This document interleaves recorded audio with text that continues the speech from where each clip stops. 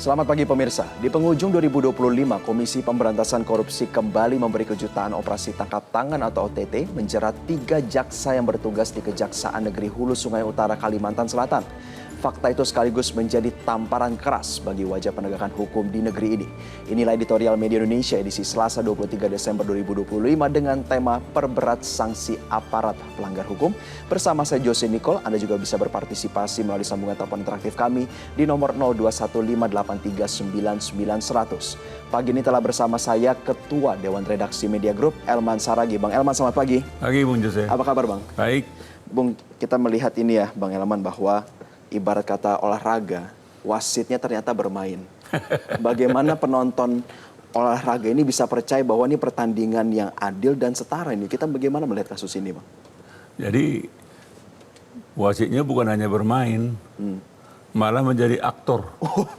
Jadi kalau bermain kan apa ya kan, tapi dia aktornya juga gitu. Aktornya juga. Itulah posisi ketiga jaksa yang ditangkap baru-baru ini kan. Dan ini kecuali tamparan buat penegakan hukum, ini juga harus kita terjemahkan sebagai pil pahit yang diberikan oleh oknum-oknum jaksa ini kepada rakyat Indonesia pada penghujung 2025 ini. Kan misalnya di penghujung 2025 ini kan kita bisa merayakan, ada Natal, ada Tahun Baru. Tapi kita justru diberikan pil pahit. 3 jaksa melakukan tindak pidana korupsi. 3 penegak hukum ini kan. Ya. Sebetulnya fungsi mereka ini kan sebetulnya kan garda terdepan kan. Benteng keadilan. Benteng keadilan. Benteng untuk penegakan hukum. Tapi justru mereka melanggar hukum. Mereka malah menjadi aktor utama di dalam tindak pidana korupsi. Jadi Bung Jose bisa bayangkan bagaimana rakyat tidak marah gitu ya. Bagaimana rakyat tidak diberikan keteladanan. Misalnya kan aparat penegak hukum kecuali dia melaksanakan tugasnya, dia juga harus memberikan keteladanan. Dia juga harus bersih, gitu kan. Tapi justru sebaliknya. Sehingga memang pertanyaannya kenapa ini kan. Jadi kalau masyarakat menilai inilah artinya ini kegagalan. Jadi bukan kegagalan individu hanya jaksa, tapi ini sebuah kegagalan institusi kejaksaan di dalam membina para jaksa. Padahal kan kita kan berasumsi bahwa pengawasan itu di setiap lembaga itu kan ada, Bang Elman. Apakah sebenarnya ini juga ternyata apa mungkin dalam tanda kutip durinya di dalam daging atau bagaimana kita melihatnya? Ya, kalau kita sih melihatnya ini ada pengawasan tapi barangkali tidak efektif. Kalau pengawasan secara berjenjang ini efektif, katakanlah ketika misalnya seperti yang di Kajari di Kalimantan Selatan itu kan, itu kan Kajari. Kajari kan sebetulnya kan sudah pembina dia di wilayahnya kan, tapi justru dia pelaku utama kan gitu kan. Jadi kalau saya sih, kalau kita sih melihatnya mestinya kan apa yang terjadi di ketiga jaksa ini kan yang paling pertama melihatnya mestinya institusi kejaksaan kan, malah KPK. Ini juga aneh juga ini. Kok malah KPK yang bisa melihat ke dalam? Justru itu kan mereka yang tiap hari ada unsur pengawasnya kok nggak kerja. Pertanyaannya unsur pengawasan di kejaksaan ini berfungsi atau tidak? Gitu. Nah, nanti kita akan lebih banyak membahas di segmen selanjutnya ya, Bang Elman dan juga pemirsa. Inilah editorial Media Indonesia di Selasa 23 Desember 2025 dengan tema Perberat Sanksi Aparat Pelanggar Hukum.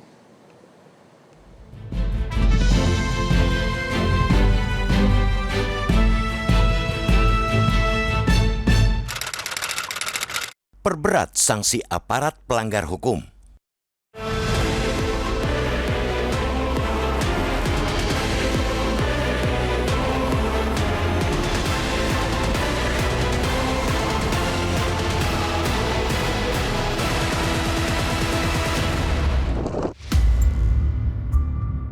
Di penghujung 2025, Komisi Pemberantasan Korupsi KPK kembali memberi kejutan.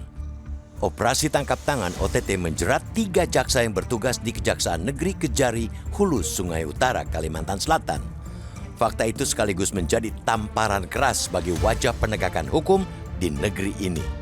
Kejaksaan Agung patut diapresiasi karena tidak sekadar menyatakan dukungan, tetapi juga menyerahkan Kepala Seksi Perdata dan Tata Usaha Negara Kejari HSU, Tri Taruna Varyadi, kepada KPK setelah yang bersangkutan sempat melarikan diri saat OTT pada 18 Desember lalu.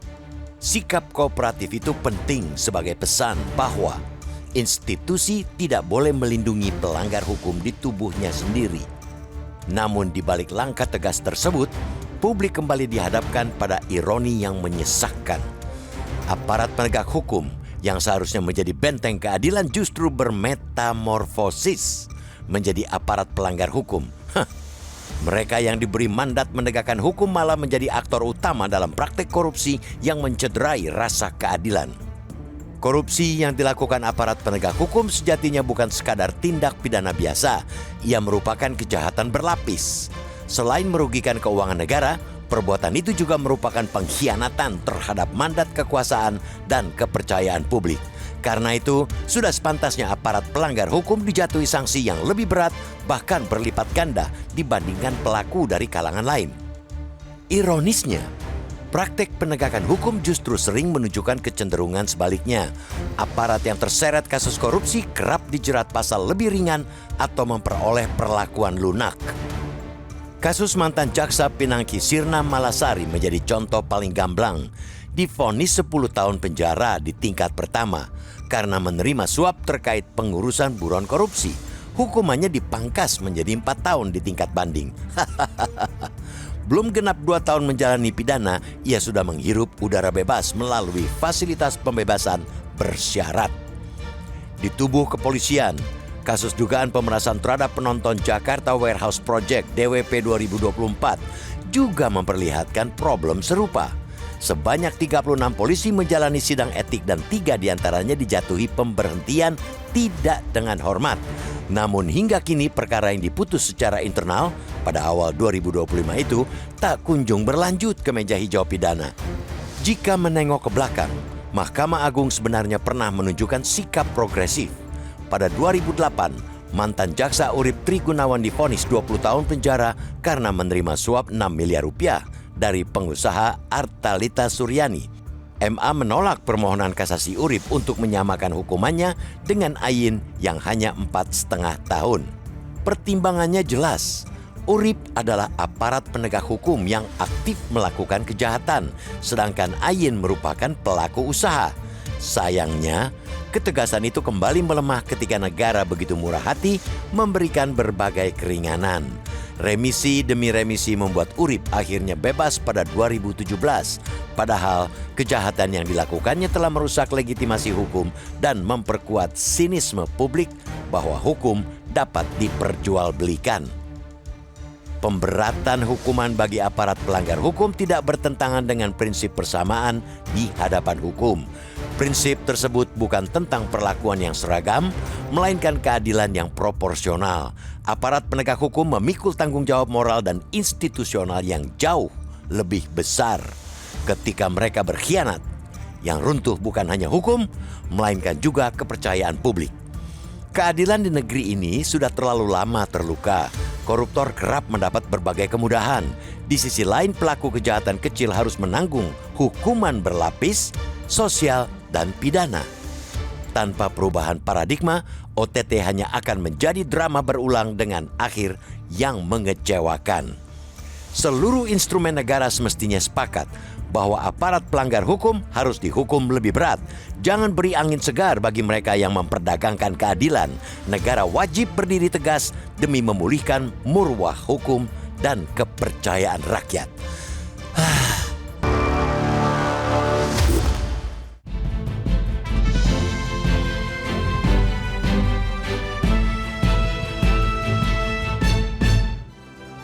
Pemirsa, pastikan Anda berpartisipasi melalui sambungan telepon interaktif kami di nomor 0215839900. Editorial Media Indonesia akan kembali usai jeda, tetaplah bersama kami.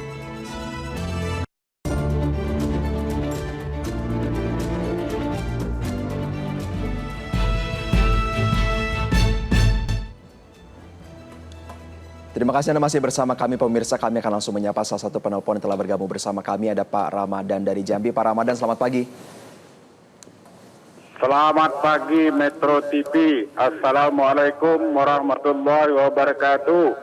Waalaikumsalam warahmatullahi wabarakatuh. Pak Ramadan, langsung saja nih, apakah Anda mendukung bahwa sanksi aparat pelanggar hukum itu lebih diperberat? Betul, sangat-sangat setuju Pak Elman.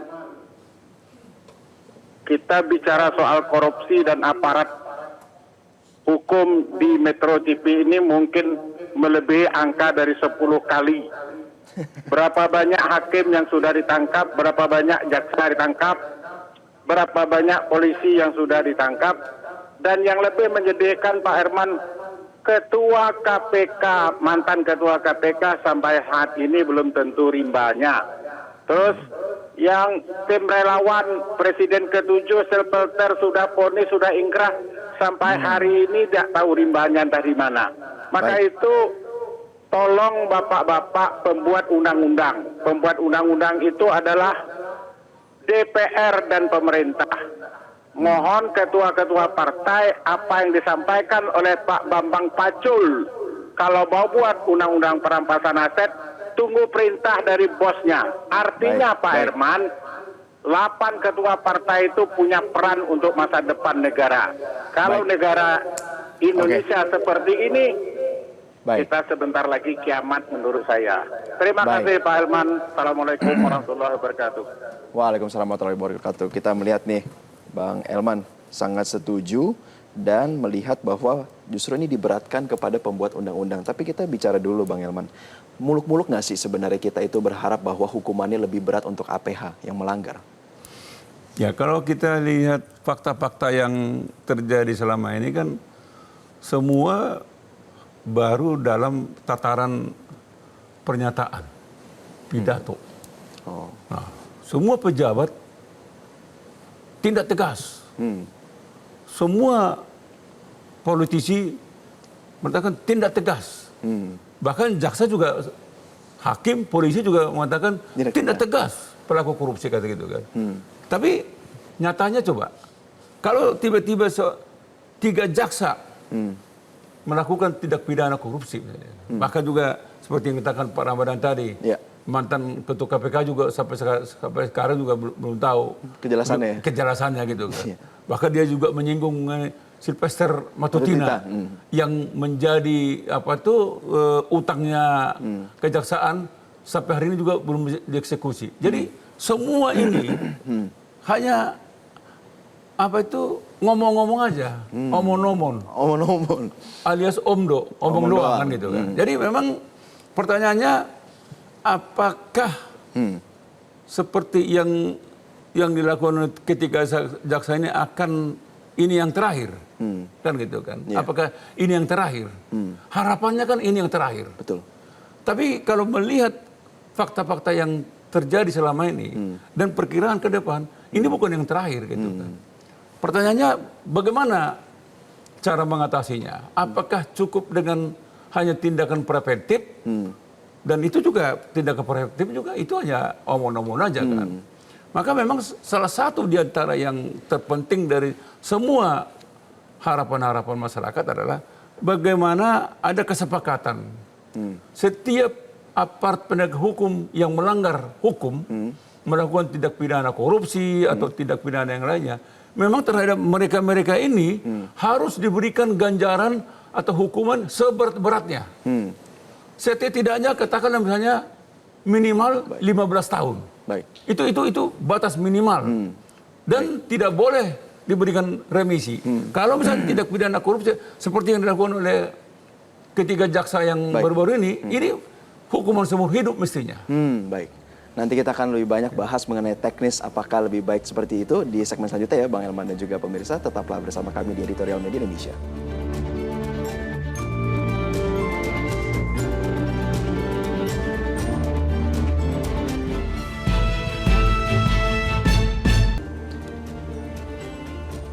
Terima kasih Anda masih bersama kami pemirsa. Kita berada dalam bagian akhir dari diskusi kita pada pagi hari ini Bang Elman. Kita melihat bahwa kepolisian, kejaksaan, KPK, tentu kita berharap mereka independen. Tetapi mereka adalah rumpun eksekutif. Bagaimana kita melihat bahwa mereka ini tetap memahami apa yang menjadi kehendak daripada Presiden Prabowo Subianto yang kebocoran, tindakan korupsi, itu adalah prioritas untuk diberantas ke depan ya Bang Elman? Ya memang betul ya. Sebetulnya kan Presiden kan dari awal, bahkan dalam kampanye beliau waktu itu akan memerangi para koruptor kan gitu kan. Kan itu kan gamblang itu. Bahkan Presiden bilang akan mengejar sampai ke Antartika. Betul. Sampai ke gurun-gurun kan gitu kan. Nah, mestinya ini kan harus diterjemahkan oleh aparat penegak hukum. Ya kepolisian, ya kejaksaan, ya KPK, termasuk juga para hakim ya. Sebagai di ujung kan itu kan. Sebetulnya kan dan masyarakat juga sudah beri mandat kepada aparat penegak hukum ini kan. Tapi pertanyaannya apakah mandat ini dilaksanakan? Kan itu kan menjadi pertanyaan besar yang sampai hari ini belum mereka jawab secara serius. Ya buktinya korupsi dari hari ke hari tidak berkurang. Mulai dari kepala daerah, apakah wali kota, bupati, gubernur, aparat penegak hukum, pengusaha-pengusaha, apa itu beberapa pengusaha swasta gitu kan. Dia tidak berkurang. Justru dan jumlahnya kalau dulu misalnya di bawah MM-an, ini 300 triliun, 200 triliun. Seolah-olah itu jadi prestasi kan, prestasi. Padahal ironi ya Bang? Ya sangat ironi kan gitu kan. Jadi oleh karena itu memang jawaban yang paling benar adalah harus ada kesepakatan, harus ada undang-undangnya yang mengatakan setiap aparat penegak hukum yang melakukan pelanggaran hukum, melakukan tindak pidana korupsi, memang harus diganjar hukuman seberat-beratnya dan tidak boleh ada remisi. Nanti kita bingung Bang Elman, ketika hukumnya sudah diterbitkan, nanti kembali lagi kepada oknum manusianya mencari celah. Tetapi apakah kita terus harus mengadvokasi ini? Ya memang masyarakat ini ya terutama pers tidak boleh bosan. Kita harus suarakan. Kalau seperti sekarang ini terjadi 3 jaksa ini kita suarakan. Ini tamparan buat institusi kejaksaan. Di tengah-tengah kejaksaan berprestasi, tetapi ternyata dia absen, dia alpa terhadap melakukan tindakan preventif terhadap jaksa-jaksa, apakah di pusat kota maupun di daerah. Dan tentu kita berharap ke depannya bahwa aparat penegak hukum terus akan berbenah diri ya. Terima kasih Ketua Dewan Redaksi Media Group, Bang Elman telah bergabung bersama kami. Pemirsa, seluruh instrumen negara semestinya sepakat bahwa aparat pelanggar hukum harus dihukum lebih berat. Jangan beri angin segar bagi mereka yang memperdagangkan keadilan. Negara wajib berdiri tegas demi memulihkan maruah hukum dan kepercayaan rakyat. Terima kasih Anda telah menyimak editorial Media Indonesia edisi pagi kali ini. Saya Jose Nicole pamit undur diri. Sampai jumpa.